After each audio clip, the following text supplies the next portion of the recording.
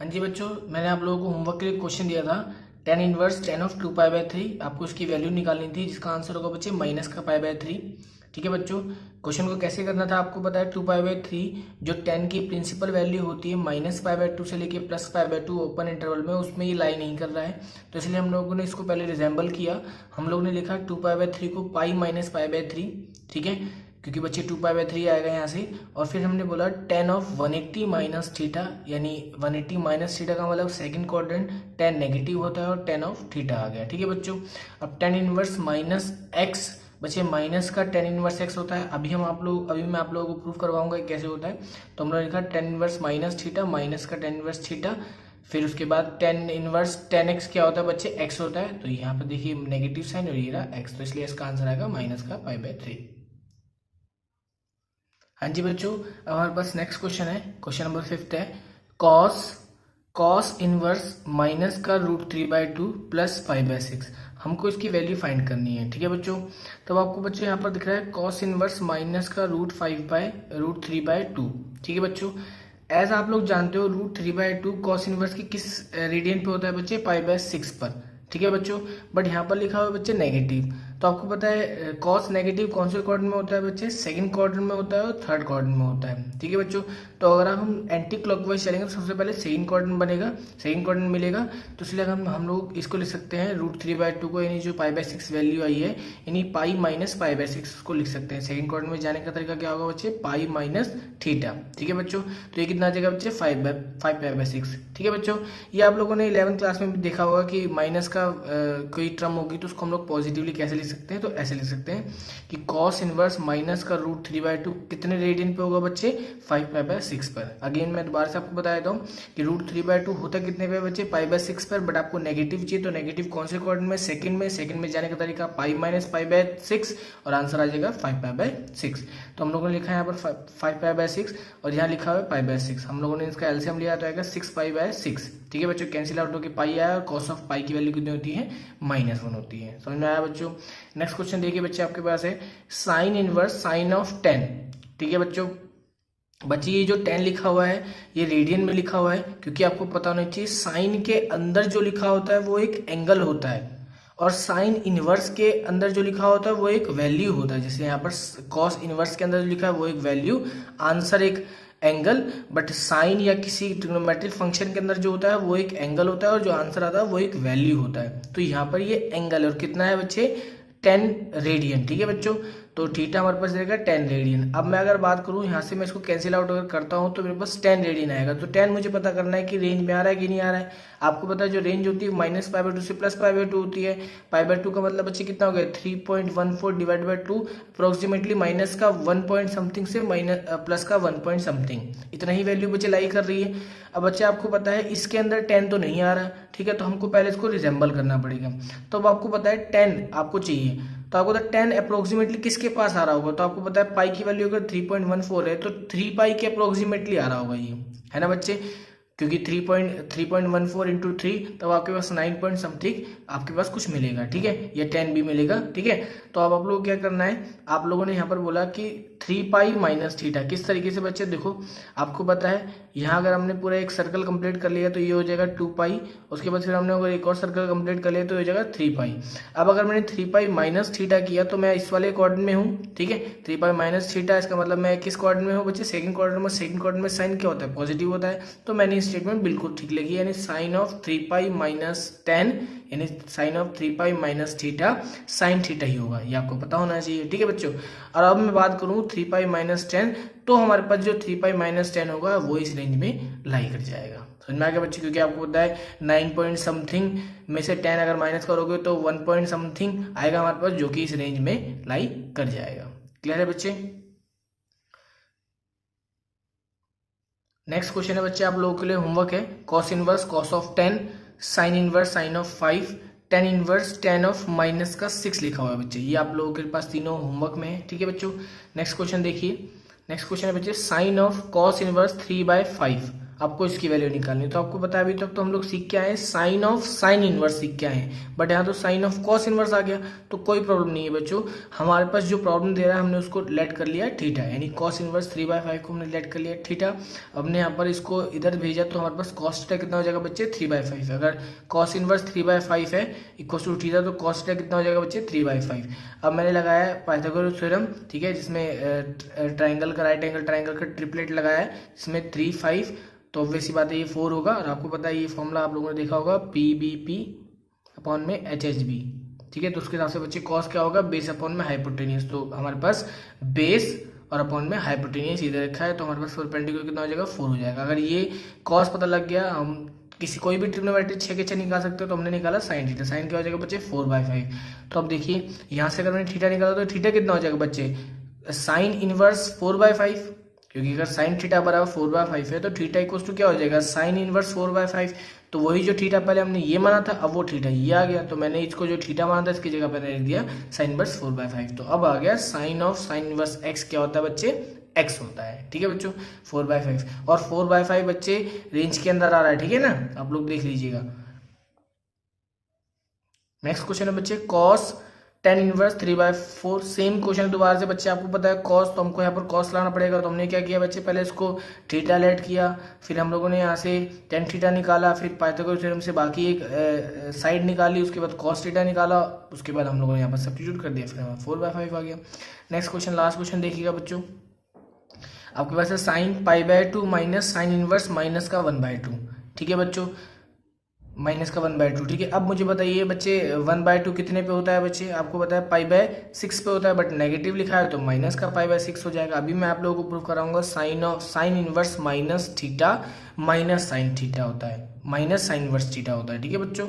अभी हम लोग उसका प्रूव करेंगे। तो साइन इनवर्स माइनस थीटा तो क्या हो जाएगा माइनस साइन इनवर्स थीटा, तो कितने पता बचे 1/2 π/6, और नेगेटिव नेगेटिव बच्चे हो जाएगा पॉजिटिव, एलसीएम लोगे तो 2π/3 आ जाएगा, और साइन इनवर्स 2π/3 की वैल्यू √3/2। देखिए बच्चों अब नेक्स्ट क्वेश्चन हमारे पास, if cos inverse lambda plus cos inverse mu plus cos inverse gamma equals to 3π, then find the value of, इसकी हमको वैल्यू निकालनी है। इन दोनों का मल्टीप्लिकेशन, इन दोनों का मल्टीप्लिकेशन, इन दोनों का मल्टीप्लिकेशन, तीनों का समेशन, हमको इसकी वैल्यू फाइंड करनी है, ठीक है बच्चों। तो आप मुझे एक बात समझिएगा, आपके पास लिखा है कॉस इनवर्स लैम्डा म्यू और गामा, इन तीनों का समेशन 3π है, ठीक है। और आपको पता है कॉस इनवर्स थीटा या कॉस इनवर्स एक्स की रेंज जो होती है वो कहाँ से कहाँ तक होती है बच्चे 0 से π, यानी वो मिनिमम वैल्यू 0 दे सकता है और मैक्सिमम वैल्यू π दे सकता है। तो अब मुझे बताइए अगर इस कंडीशन को सेटिस्फाई होना है तो यहाँ पर मुझे क्या पुट करना पड़ेगा, इसकी मैक्सिमम वैल्यू π, सिमिलरली इसके भी π और इसके भी π प्लस π ही 3π हो पाएगा। तो यहाँ से मुझे समझ में आ गया क्वेश्चन से कि कॉस इनवर्स लैम्डा की वैल्यू π होगी, इसकी भी वैल्यू π होगी, इसकी वैल्यू भी π होगी। तो अब मुझे बताइए कॉस इनवर्स लैम्डा की वैल्यू अगर π है तो लैम्डा की वैल्यू बच्चे क्या होगी, वैसी बात है -1 होगी। आपको पता है कॉस इनवर्स -1 की वैल्यू π होगी, क्योंकि -1 पे ही वो पाई होता है। तो यहाँ से पता लग गया लैम्डा की वैल्यू -1, म्यू की और गामा की। अब बस कुछ नहीं है, तीनों की वैल्यू पता लगी, मैंने इस इक्वेशन में पुट किया और आंसर आ गया 3। इजी क्वेश्चन, ठीक है बच्चों। नेक्स्ट क्वेश्चन देखिए बच्चे, आपसे बोला गया if cos 2 sine inverse x equals to 1/9 then find the value of x। अगर आपके पास ये कंडीशन दे रखी है तो आपको x की वैल्यू फाइंड करनी है। वेरी इजी क्वेश्चन बच्चे। देखिए यहाँ कॉस लिखा हुआ है, अगर किसी तरीके से 2 हट जाता तो मैं, और साइन को तो आपको पता है कॉस में चेंज करना वेरी इजी होता है, बट ये 2 प्रॉब्लम दे रहा है तो मैंने क्या किया बच्चे, पहले साइन इनवर्स x को थीटा पुट किया, ठीक है बच्चों। तो यहाँ से बच्चे क्या आ गया 2 थीटा। अब आपको पता है यहाँ पर 2 को एलिमिनेट करने का एक तरीका है कि मैं cos 2 थीटा का फॉर्मूला लगा दूं। क्या फॉर्मूला होता है बच्चे, 1 - 2 साइन स्क्वायर थीटा, याद होगा आप लोगों को। अब देखिए इससे फायदा क्या हो, जो एंगल 2 गुना था उससे 2 हट चुका है, सिर्फ थीटा रह गया। तो अब मैंने बोला कि थीटा की जगह क्या था, साइन इनवर्स एक्स ही तो था, इस थीटा की जगह साइन इनवर्स एक्स और उसका स्क्वायर लिखा है, नहीं पूरे का होल स्क्वायर हो गया ना बच्चे। इस तरीके से देखो मैंने पूरे का होल स्क्वायर लगाया इक्वल्स टू 1/9 लिखा हुआ है। अब आपको पता है साइन से साइन कैंसिल आउट होकर यहाँ पर एक्स बचेगा, यानी sine of sine inverse x x होता है। तो इस पूरे से बचा एक्स का स्क्वायर 1 - 2x², 1/9। फिर मैंने एक्स को सॉल्व कर लिया, एक्स की वैल्यू आ गई 2π3 +- ठीक है बच्चों। नेक्स्ट क्वेश्चन देखिए बच्चों, नेक्स्ट क्वेश्चन हमारे पास find the value of sine of 1/2 cot inverse minus का 3/4, ठीक है। हमको इसकी वैल्यू फाइंड करनी है, ठीक है बच्चों। अब बच्चे इस क्वेश्चन को थोड़ा ध्यान से समझिएगा। अब इस क्वेश्चन में मुझे 1/2 का एलिमिनेट इजीली नहीं हो पाएगा, तो मैंने क्या किया बच्चे, सबसे पहले वही मैंने काम किया जो हमको प्रॉब्लम दे रहा है उसको मैंने थीटा लेट कर लिया, यानी कॉट इनवर्स माइनस का 3/4 को थीटा लेट किया, यहाँ से कॉट थीटा आ गया माइनस का 3/4। क्लियर है बच्चों। अब कॉट माइनस का 3/4 आ गया। अब उसके बाद मैंने बच्चे एक राइट एंगल ट्राइंगल से इसके ट्रिपलेट निकाल के इसकी नेक्स्ट साइड जो है इसकी 4 निकाली। अब बच्चे मैंने यहाँ से निकाला कॉस थीटा। ठीक है बच्चों, मैंने कॉस थीटा इसलिए निकाला बच्चे, मुझे पता है बाहर साइन लिखा हुआ है। ठीक है बच्चों, और मुझे पता है किस तरीके से कॉस आ गया, और यहाँ पर देखो साइन के अंदर जो एंगल लिखा है वो एंगल भी आधा है, यानी साइन दिस बाय 2 लिखा हुआ है बेसिकली। तो मुझे अगर कॉस मिल गया तो मैं कॉस से वही जो फॉर्मूला मैंने अभी जो यहाँ पर लगाया जिसमें एंगल आधा हो जाता है, देखो यहाँ पर 2 थीटा था तो उसका यहाँ पर थीटा हो गया। सिमिलरली मैंने यहाँ पर सोचा अगर यहाँ पर थीटा आ गया तो यहाँ से थीटा/2 आ सकता है, तो मैंने वही चीज काम किया। यहाँ पर कॉस थीटा हमको 3/5 पता है, मैंने यहाँ पर फॉर्मूला लगाया 1 - 2 sin स्क्वायर थीटा/2। अब यहाँ पर थीटा/2 हो चुका, मैंने इस पूरी टर्म को उधर उस साइड भेज दिया और इस 3/5 को उठा के इधर लिया है, तो 1 + 3/5 सॉल्व करके 4/5 यहाँ पर ये लिखा हुआ है। अब मैंने स्क्वायर को उधर भेज दिया तो 2/√5 हो गया। अब आप मुझे बताइए थीटा आपने माना क्या था, थीटा तो आपने यही माना था ना बच्चे पूरा। देखो अब मैंने यहाँ पर इसको सब्स्टिट्यूट कर दिया और अपॉन में 2 लिखा हुआ है, तो देखो इसी पूरे की तो वैल्यू आपको फाइंड करनी है। साइन थीटा की जगह मैंने ये पुट किया और अपॉन में 2 था, और इस पूरे की वैल्यू होगी 2/√5। क्लियर हुआ बच्चे, इजी क्वेश्चन था। नेक्स्ट क्वेश्चन देखिएगा बच्चे, find the number of solution of the equation. इस इक्वेशन के आपके नंबर ऑफ सॉल्यूशन कितने सॉल्यूशन आ सकते हैं, एक्स की कितनी वैल्यू आ सकती है वो आपको बताना है। इक्वेशन है बच्चे cos inverse x equals to cosec inverse x। ठीक है बच्चों, हमने स्टार्ट किया, हमको पता है cos inverse x equals to x है, तो ये जो x है ये इनवर्स का है x, तो इसका मतलब ये x का डोमेन कहाँ से कहाँ तक लाई करेगा बच्चे, -1 से +1। ठीक है बच्चों, अब अगला बच्चे cosec इनवर्स x। अब cosec इनवर्स की बात चली तो cosec इनवर्स x का डोमेन क्या होता है, -∞ से -1 यूनिट 1 से लेके इन्फिनिटी तक। ठीक है बच्चों, अब मुझे एक बात बताइए, अगर ये दोनों टर्म बराबर है यानी this x equals to this x, अगर ये दोनों x बराबर हैं तो इन दोनों की किस वैल्यू के लिए बराबर हो सकता है, आपको दिख रहा होगा ये -1 से लेके इन्फिनिटी तक सारी ले रहा है, ये 1 से लेके इन्फिनिटी तक सारी ले रहा है, बट इन दोनों में कुछ कॉमन वैल्यू बच्चे, -1 ये भी ले रहा है और ये भी ले रहा है, 1 भी ये ले रहा है, ये भी ये ले रहा है, तो इसका मतलब x की 2 वैल्यू जो है जो दोनों में सेटिस्फाई हो रही है, यानी दोनों में कॉमन है, तो इसलिए x की 2 वैल्यू वो क्या क्या होगी बच्चे, +-1। ठीक है, यही सिर्फ होगी, तो इसलिए कितने सॉल्यूशन हो गए बच्चे, 2 सॉल्यूशन हो गए, एक 1 और एक -1। नेक्स्ट देखिए बच्चे, प्रॉपर्टी नंबर 3 हमारे पास। अब इस प्रॉपर्टी में बच्चे हम लोग कुछ ग्राफ देखेंगे। अभी तक हम लोगों ने ग्राफ देख लिया था बच्चे, मैं आपको एक बार रिवाइंड करवाता हूँ। देखिए बच्चों, हम लोगों ने ये ग्राफ देख लिया था, साइन इनवर्स x का जो कि x होता है उसका हमने ग्राफ देखा था। सिमिलरली tan इनवर्स x और सिमिलरली cosec इनवर्स x, हमने 6 ट्रिग्नोमेट्री फंक्शन का ग्राफ देख लिया था, जिसमें बच्चे बाहर साइन था और अंदर साइन इनवर्स x था। अब बच्चे हम इसका रिवर्स देख रहे हैं, इसमें बच्चे क्या होगा, बाहर इनवर्स होगा और अंदर ट्रिग्नोमेट्रिक फंक्शन होगा। इसको मैंने आपको बताया था, इसकी वैल्यू चेंज होती रहती है, तो उसका हम लोग ग्राफ देखेंगे कैसे होता है। तो बाहर है साइन इनवर्स और अंदर है साइन एक्स। ठीक है बच्चों, अब आप मुझे एक बात बताइएगा बच्चे, आपको पता होना चाहिए साइन एक्स जो होता है वो एक पीरियोडिक फंक्शन होता है। पीरियोडिक का मतलब क्या होता है बच्चे, ऐसा फंक्शन जो एक टाइम इंटरवल के बाद खुद को रिपीट करना स्टार्ट कर देता है। ठीक है बच्चों, तो ये आपको पता है साइन का जो ग्राफ होता है आप लोगों ने देखा होगा, वो रिपीट करना स्टार्ट कर देता है 2π के बाद, तो वो एक पीरियोडिक फंक्शन हो गया। और बच्चे एक प्रॉपर्टी होती है, किसी फंक्शन यानी कंपोजिट फंक्शन की बात चल रही है, यानी फंक्शन के अंदर फंक्शन की बात चल रही है, तो किसी फंक्शन के अंदर कोई फंक्शन लिखा हुआ है और अगर अंदर वाला फंक्शन पीरियोडिक है तो बच्चे बाहर वाला फंक्शन भी पीरियोडिक होता है। ठीक है बच्चे, प्रॉपर्टी है। तो यहाँ पर f(g(x) लिखा हुआ है और इस पीरियोडिक, ये पीरियोडिक होगा if gx is periodic with same period as gx। ठीक है, तो ये बच्चे पूरा पीरियोडिक होगा, और जो पीरियोडिक होगा तो उसका पीरियड क्या होगा, वही होगा जो अंदर वाले का पीरियड है। ठीक है, तो यहाँ से बच्चे मुझे समझ में आ गया, साइन इनवर्स साइन एक्स एक पीरियोडिक फंक्शन होगा जिसका पीरियड भी 2π होगा। अब आपको पता है डोमेन की बात करें तो डोमेन बच्चे इसका लिया जाएगा ना, साइन एक्स, साइन का डोमेन लिया जाएगा, और साइन का डोमेन बच्चे साइन के अंदर एक्स लिखा हुआ है तो साइन का डोमेन होता है ऑल रियल नंबर। और आपको पता है as sine x and sine inverse x are continuous, दोनों के दोनों कॉन्टिन्यूस कर्व होते हैं, हमने देखा था बच्चे, आपको याद होगा ऐसा कर्व बना था ना बच्चे, इस तरीके से कर्व बना था इसका, और कॉस का, सबके सब कॉन्टिन्यूस कर्व थे। तो बच्चे दोनों कॉन्टिन्यूस होते हैं, तो इसलिए पूरा फंक्शन क्या होगा बच्चे, कॉन्टिन्यूस होगा। और रेंज आपको पता है बच्चे, इसको सॉल्व करने के बाद आपको पता है रेंज की जो वैल्यू आएगी वो कहाँ से कहाँ तक आएगी, सिर्फ -π/2 से लेके +π/2, क्योंकि आपको पता होना चाहिए इसको अगर मैं कैंसिल आउट करूंगा तो आपको पता है इसके डोमेन में तो सारी वैल्यू आ सकती है ऑल नंबर, बट जब इसकी वैल्यू -π/2 से +π/2 आएगी जब ही इसको सेटिस्फाई करेगा, यानी जब ही x आ पाएगा। हमने पहले भी पढ़ा था, आप लोग वीडियो को रिवाइंड करके देख सकते हो। ठीक है बच्चों, तो हम लोग बनाते हैं इसका ग्राफ बच्चे जल्दी से। अब मुझे एक बात बताइएगा बच्चे, अभी आप लोगों ने ये देख लिया कि sine of sine inverse x x होगा, ठीक है, कब तक बच्चे, -π/2 से +π/2। तो देखिए -π/2 से +π/2, ठीक है, sign inverse sine x x होगा, यानी इस पूरे को सोल्व करके बच्चे क्या आएगा, सिर्फ इसको सोल्व करके आएगा सिर्फ एक्स आएगा हमारे पास। ठीक है, और आपको बताइए अगर मैंने इसको वाई मान रखा तो बच्चे basically y equals to x का है। ठीक है, और वाई इक्वल्स टू एक्स की लाइन कैसे होती है बच्चे, इस तरीके से होती है, जिसमें बच्चे ये एंगल कितना बना रहा होगा बच्चे 45, यानी कह सकते हो स्लोप इसका जो होगा वो 1 होगा, यानी m की वैल्यू क्या होगी बच्चे 1 होगी। तो पहले मैंने -π/2 से +π/2 के बीच में ये बनाया, और आपको पता है रेंज कहाँ से कहाँ तक लाई करेगी बच्चे, -π/2 से +π/2। ठीक है बच्चों, ये इसकी रेंज लाई कर गई और ये इसके डोमेन में -π/2 से +π/2 हो गया। बट मैंने आपको इनिशियली सबसे पहले ये भी बताया था कि साइन इनवर्स एक्स के अंदर जो x है वो -π/2 से π/2 भी आ सकता है, π/2 से 3π/2 भी आ सकता है, 3π/2 से 5π/2 और सिमिलरली यहाँ पर भी आ सकता है। बट हम लोग को इस चैप्टर के अंदर पढ़नी इसकी प्रिंसिपल वैल्यूज के, तो प्रिंसिपल वैल्यू हम लोग सिर्फ -π/2 से +π/2 ले रहे थे।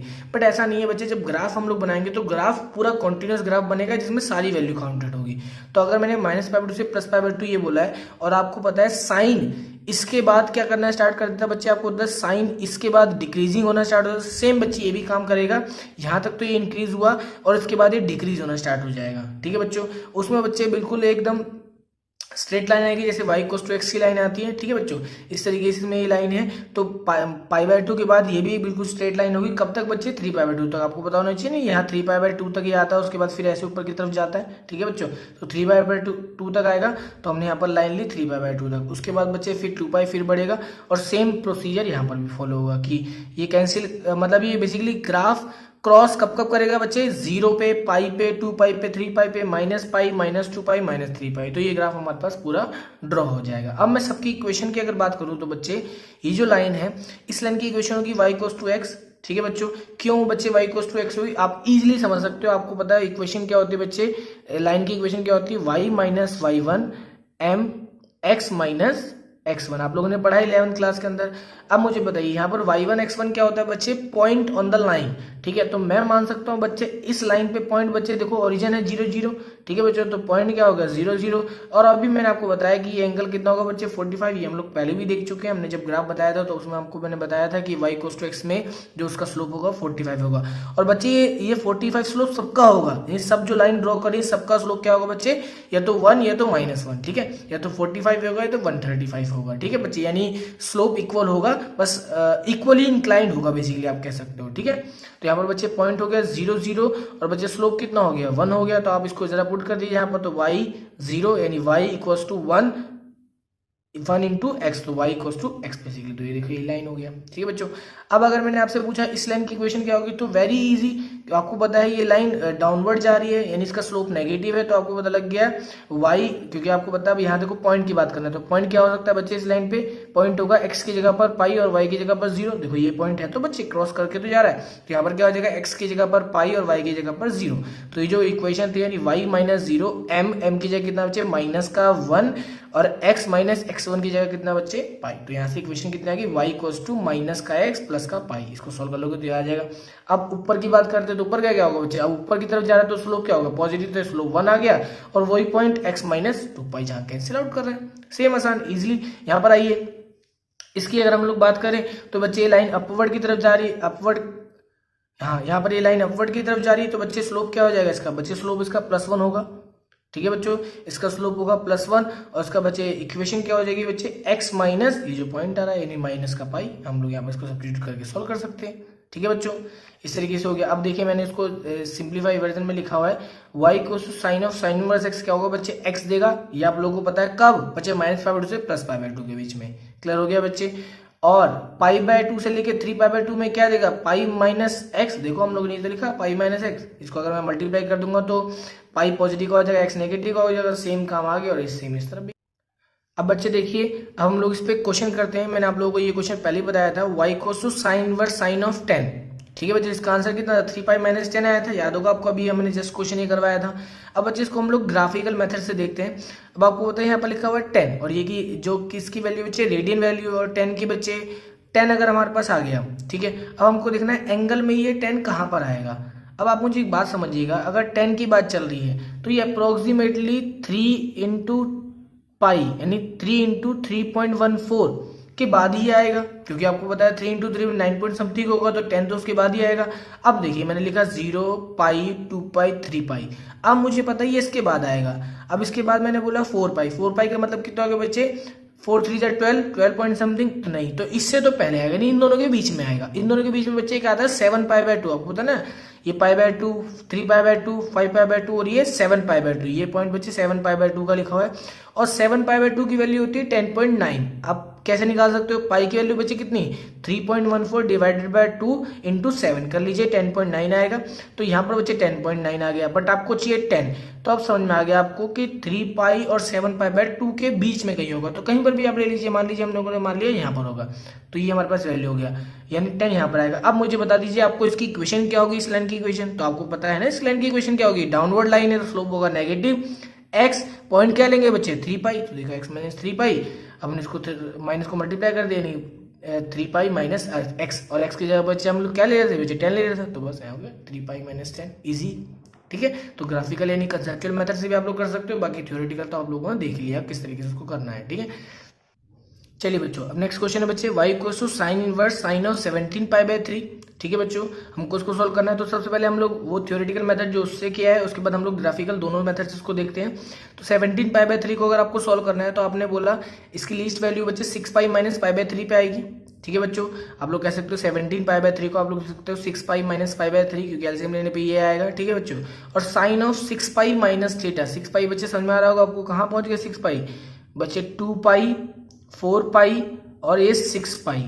ठीक है, तो 6 pi minus theta, minus theta का मतलब बच्चे कौन सा क्वाड्रेंट, ये वाला क्वाड्रेंट, तो इस वाले बच्चे क्वाड्रेंट में क्या होगा, sine of 6 pi minus theta minus का साइन थीटा, यानी माइनस का पाई बाय 3, और साइन इनवर्स साइन ऑफ क्या होगा, माइनस का साइन इनवर्स माइनस का साइन थीटा क्या होगा बच्चे, माइनस का साइन इनवर्स साइन थीटा। ठीक है बच्चे, अब से कैंसिल आउट हो गया, माइनस का पाई बाय 3 आ जाएगा। अब इसको देखिए ग्राफिकल मेथड से। ठीक है बच्चों, अब ग्राफिकल से आप लोग समझ सकते हो कि जो 17 पाई बाय 3 यानी आपको जो वैल्यू सोल्व करनी है उसकी अप्रोक्सीमेटली वैल्यू है 17.9, क्योंकि आपको जब पाई की वैल्यू 3.14 डिवाइड बाय 3 तो अप्रोक्सीमेटली 1 और 17.9 आ रहा है। क्लियर हो गया बच्चे।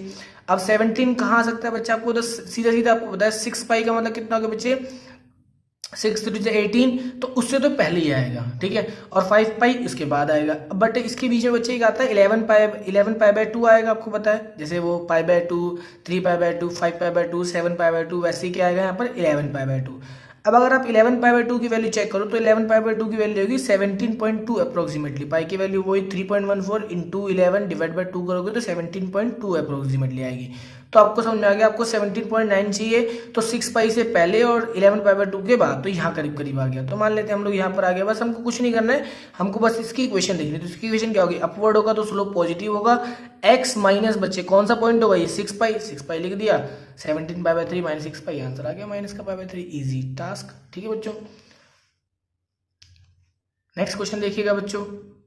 नेक्स्ट क्वेश्चन नहीं बच्चे, नेक्स्ट ग्राफ है हमारे पास। हमने पहला ग्राफ देख लिया, y equals to sine inverse sine x का देख लिया, y equals to cos inverse cos x का। सेम बच्चे डोमेन वही रहेगा बच्चे, पीरियोडिक होगा, वही पीरियड होगा जो कॉस का होता है, यानी 2 पाई पीरियड रहेगा। डोमेन क्या रहेगा बच्चे, ऑल रियल नंबर रहेगा बच्चे। रेंज कहाँ से आएगा, रेंज वही होगा जो कॉस इनवर्स x की प्रिंसिपल वैल्यू होती है, यानी 0 से पाई।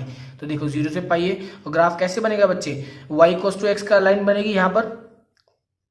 ठीक है बच्चे, इसकी वैल्यू क्या देगा, इसकी वैल्यू क्या होगी, इसकी वैल्यू होगी x, y equal to x होगा कब, जब 0 से पाई की बात चल रही है, क्योंकि इसकी आपको पता है ना रेंज क्या होता है, 0 से पाई होता है, तो 0 से पाई तक तो ये पूरा फंक्शन x को देगा। ये मैं आपको पहले एक्सप्लेन कर चुका हूँ कि इस पूरे का आंसर x आएगा कब, जब x की वैल्यू कहाँ से कहाँ तक होगी, 0 से पाई होगी, उसके अलावा अलग अलग आएगा। तो 0 से पाई तक तो y इक्वल टू x हो गया, उसके बाद ऑब्वियस सी बात है डाउनवर्ड होगा, फिर अपवर्ड, फिर डाउनवर्ड, ऐसे पीरियोडिकली चलता चला जाएगा। ठीक है बच्चों, अब बस हमने ग्राफ ड्रॉ कर लिया, अब हमको सबकी इक्वेशन फाइंड करनी है। तो इसकी इक्वेशन क्या होगी बच्चे, वही y इक्वल टू x। ठीक है, इसकी इक्वेशन क्या होगी बच्चे, easy, slope negative x minus 0.25, इसकी बच्चे स्लोप पॉजिटिव x माइनस 2 पाई, देखो पॉइंट वही है, ठीक है ना बच्चों। इसके लिए अगर बात करोगे सेम आप निकाल सकते हो, स्लोप क्या होगा नेगेटिव यानी माइनस का 1 x माइनस 4 पाई, ऐसे सबकी इक्वेशन आप लोग निकाल सकते हो, ठीक है बच्चों।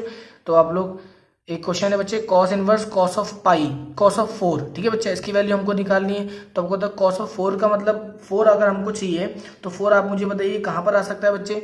4 आएगा, ये पाई की वैल्यू 3.14 हो गया और 2 पाई की वैल्यू कितनी होगी बच्चे, 2 पाई की वैल्यू होगी 3 to the 6, तो इन दोनों के बीच में कहीं आएगा, तो इन दोनों के बीच में मान लीजिए यहाँ मान लिया हम लोगों ने, ठीक है बच्चों। और अगर हमने यहाँ मान लिया तो इसकी इक्वेशन क्या होगी बच्चे, हमने यहाँ माना होगा ना बच्चे, यहाँ करीब करीब माना होगा, तो इस लाइन की इक्वेशन क्या होगी बच्चों, यही -1 x ये कितना है 4 माइनस 2 पाई, और माइनस से मल्टीप्लाई करिए तो 2 पाई माइनस 4, ईजी टास्क।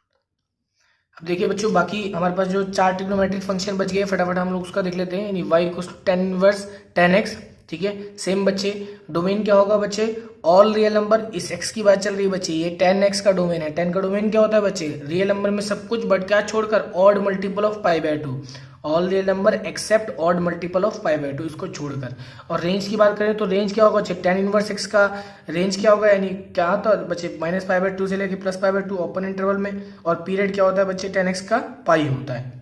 तो देखिए -π/2 से +π/2 के बीच में स्ट्रेट लाइन, बट आपको पता है ना हमको π/2 लेना है ना हमको -π/2 लेना है, इसलिए दोनों पे क्या लिखा हुआ बच्चे, ओपन लगा हुआ है। ओपन का मतलब उसको लेना नहीं है आपको वैल्यू, ठीक है। इससे पहले तक की सारी वैल्यू लेनी, दोनों को नहीं लेना है। तो ये पूरा क्या देगा, x देगा कब, -π/2 से +π/2 के बीच में। अब आपको पता है फिर डिसकंटिन्यूटी आएगा, और डिसकंटिन्यूटी के बाद बच्चे π/2 से लेकर 3/2 के बीच में कर्व आएगा, ठीक है बच्चों।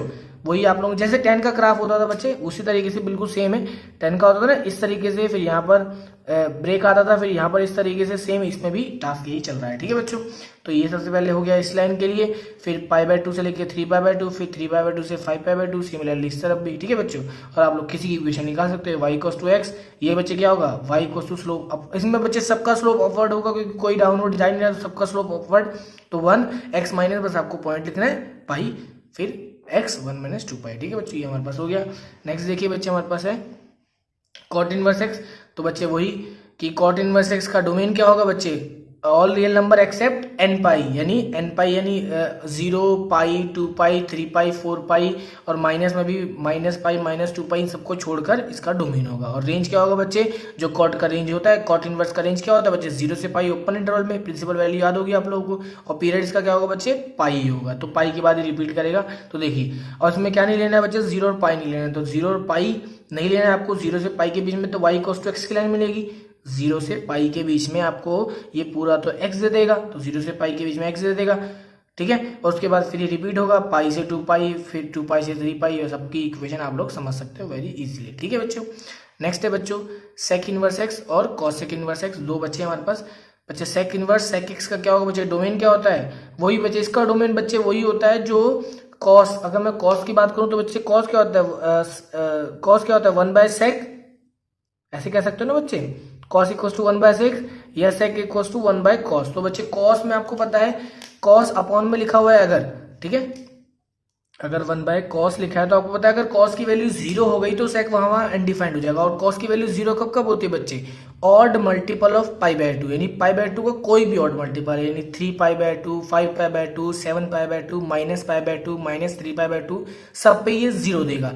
तो इसलिए इसका डोमेन क्या होगा, ऑल रियल नंबर, सेक की बात चल रही है, all real number except odd multiple of π/2, यानी ऑड मल्टीपल ऑफ π/2 को छोड़कर, ठीक है, इसका डोमेन हो गया। और रेंज क्या होगा बच्चे, आप लोगों ने रेंज तो देखी हुई है, सेक की क्या होती है, बिल्कुल कॉस वाली ही होती है, 0 से पाई, बट बीच में एक π/2 आता है उसको छोड़कर, ठीक है। और इसकी इक्वेशन वही होगी जो बच्चे कॉस की होती है, ठीक है बच्चों। तो देखो ग्राफ कैसे बना हुआ है, बिल्कुल कॉस जैसा ही ग्राफ बना हुआ है, 0 से लेके हमारे पास 0 से लेके पहले पाई तक, ठीक है बच्चों, 0 से लेके पाई तक ले अपवर्ड, ठीक है बच्चों, और फिर पाई से लेकर 2 पाई तक डाउनवर्ड, बिल्कुल कॉस जैसा ग्राफ है, बस के बीच में आपको क्या छोड़ना है, π/2, यानी π/2 को छोड़ना है, नहीं वहां पर मैंने ओपन सब जगह लगा दिया। और इक्वेशन क्या होगी, बिल्कुल उसकी तरह सेम होगी जो कॉस वाली की हम लोगों ने पढ़ी थी, ठीक है बच्चों। सिमिलर नीचे कॉसेक इनवर्स है, कॉसेक इनवर्स में क्या होगा बच्चे, जो साइन के 0 नहीं आना चाहिए, पता है हमको, cosec equals to 1/sin, sign 0 कब होता है, आर माइनस एन पाई पे यानी एन पाई पे यानी 0 पाई 2 पाई 3 पाई इस पे होता है तो उसको छोड़कर। और रेंज क्या होगा बच्चे, वही जो साइन इनवर्स की होती है माइनस पाई बाई 2 से प्लस पाई बाई 2, बट क्या छोड़ के बीच में 0। तो देखो इसका भी बिल्कुल सेम है साइन वाले की तरह, but 0 pi 2 pi pi minus 2 पाई इन सबको छोड़कर इन पे ओपन लगा रखा, और इक्वेशन क्या होगी बिल्कुल वही जो साइन की होती है। ठीक है बच्चों।